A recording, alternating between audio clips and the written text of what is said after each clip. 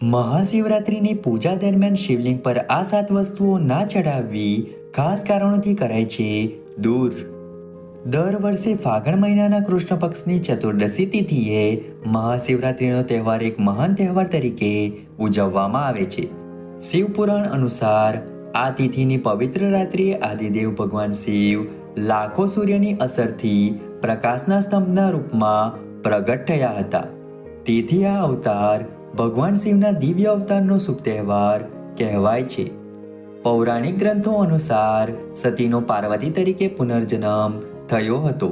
ત્યારબાદ આ દિવસે ભગવાન શિવ અને આદિશક્તિના વિવાહ થયા હતા. તેથી શિવરાત્રિ પર શિવ અને પાર્વતીની પૂજા કરવી વિશેષ ફળદાયી છે.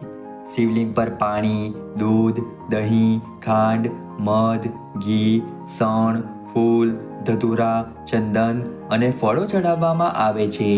પરંતુ કેટલાક પ્રવાહી એવા છે જેને શિવલિંગ પર ચડાવવા શાસ્ત્રોમાં નિષેધ માનવામાં આવે છે. તો ચાલો જાણીએ આ 7 વસ્તુઓ કઈ કઈ છે જેને શિવલિંગ પર ન ચડાવવી જોઈએ. પહેલી છે ચંપાનું ફૂલ. પૌરાણિક કથા એવી છે કે બ્રહ્માજીએ ચંપાના ફૂલને ભગવાન શિવની સામે જૂઠું બોલવા માટે સમજાવ્યું. આ પછી ચંપાનું ફૂલ અને બ્રહ્માજી ભગવાન શિવની સામે પહોંચ્યા. બ્રહ્માજીએ ભગવાન શિવને કહ્યું કે તમને જ્યોતિર્લિંગની શરૂઆત મળી છે અને ખોટી સાક્ષી આપવા માટે ચંપાનું ફૂલ પણ મળ્યું છે. જેના કારણે ભોલેનાથ ગુસ્સે થયા અને ચંપાના ફૂલને શ્રાપ આપ્યો અને કહ્યું કે ચંપાનું ફૂલ ક્યારે શિવલિંગ પર ચડાવવામાં આવશે નહીં. બીજી છે તુલસીના પાન. પૌરાણિક માન્યતા અનુસાર ભગવાન શિવે દેવી તુલસીના પતિ જલંધર રાક્ષસનો વધ કર્યો હતો. તેથી તેમણે પોતે ભગવાન શિવને અલૌકિક અને દેવી ગુણ ધરાવતા પાંદડાઓથી વંચિત રાખ્યા હતા. ભગવાન વિષ્ણુની પૂજા તુલસી દળ વિના પૂર્ણ થતી નથી, પરંતુ ભગવાન શિવની પૂજામાં તુલસીના પાનનો ઉપયોગ પ્રતિબંધિત માનવામાં આવે છે. ત્રીજી છે હળદર. ભગવાન શિવને ક્યારે હળદર ન ચડાવવી જોઈએ, કારણ કે હળદરને સ્ત્રીઓ સાથે સંબંધિત માનવામાં આવે છે અને શિવલિંગ પુરુષત્વનું પ્રતીક છે. તેથી ભગવાન શિવની પૂજામાં હળદરનો ઉપયોગ કરવાથી પૂજાનું ફળ મળતું નથી.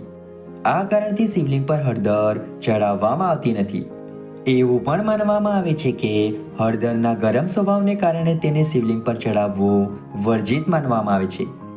તેથી બીલીપત્ર, શણ, ગંગાજળ, ચંદન, કાચું દૂધ જેવી ઠંડી વસ્તુઓ શિવલિંગ પર ચડાવવામાં આવે છે. ચોથું છે શંખજળથી અભિષેક ન કરો. શિવપુરાણ અનુસાર શંખચૂડા એક શક્તિશાળી રાક્ષસ હતો જેને ભગવાન શિવે પોતે માર્યો હતો. ત્યારબાદ તેનું શરીર બળીને રાખ થઈ ગયું અને તે રાખમાંથી શંખનો જન્મ થયો.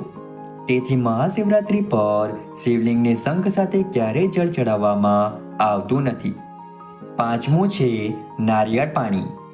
પૌરાણિક માન્યતા અનુસાર તમે શિવલિંગ પર નારિયેળ અર્પણ કરી શકો છો, પરંતુ તમારે ક્યારેય શિવલિંગનો નારિયેળ જળથી અભિષેક ન કરવો જોઈએ. વાસ્તવમાં નારિયેળને દેવી લક્ષ્મીનું પ્રતીક માનવામાં આવે છે. માતા લક્ષ્મી ભગવાન વિષ્ણુનું શ્રેષ્ઠ અર્ધ છે અને નારિયેળને શ્રીફળ પણ કહેવામાં આવે છે અને તેને માતા લક્ષ્મીનું સ્વરૂપ પણ માનવામાં આવે છે. તેથી ભગવાન શિવની પૂજામાં તેનો ઉપયોગ થતો નથી. છઠ્ઠું છે સિંદૂર.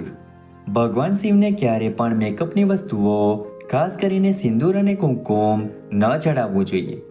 વિવાહિત મહિલાઓ તેમના પતિના લાંબા આયુષ્ય માટે પ્રાર્થના કરવા માટે સિંદૂર લગાવે છે, જ્યારે ભગવાન શિવને વિનાશકના રૂપમાં પણ પૂજવામાં આવે છે. તેથી ભગવાન શિવને સિંદૂર ચડાવવામાં આવતું નથી, પરંતુ માતા પાર્વતીને સિંદૂર ચડાવવામાં આવે છે. સાતમું છે તૂટેલા ચોખા. શિવપુરાણ અનુસાર ભગવાન શિવને તૂટેલા ચોખા ચડાવવામાં આવતા નથી.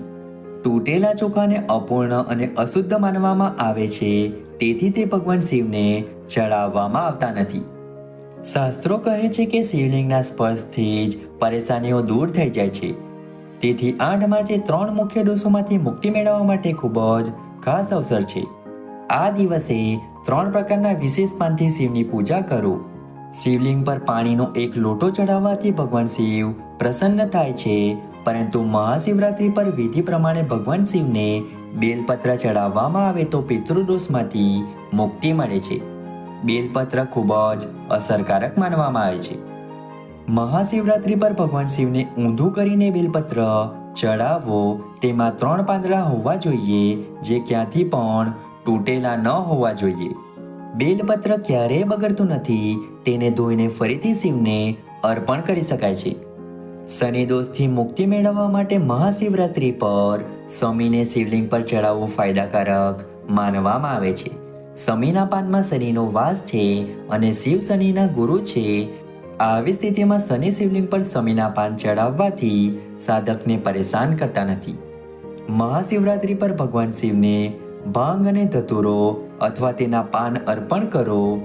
ભાંગ અને ધતુરાએ ભગવાન શિવે પીધેલા હળહળ ઝેરની અસરને દૂર કરી હતી, તેથી તે બંને ભગવાનને પ્રિય છે. ધતુરાને રાહુનો કારક માનવામાં આવે છે, તેથી ભગવાન શિવને ધતુરો અર્પણ કરવાથી કાલ સર્પદોષ જેવા રાહુ સંબંધિત દોષ દૂર થાય છે. માન્યતા છે કે મહાદેવ અને ગણેશજીને દુર્વા પ્રિય છે, જેથી મહાશિવરાત્રિ પર મહાદેવને દુર્વા ચડાવવાથી અકાળ મૃત્યુનો ભય દૂર થાય છે.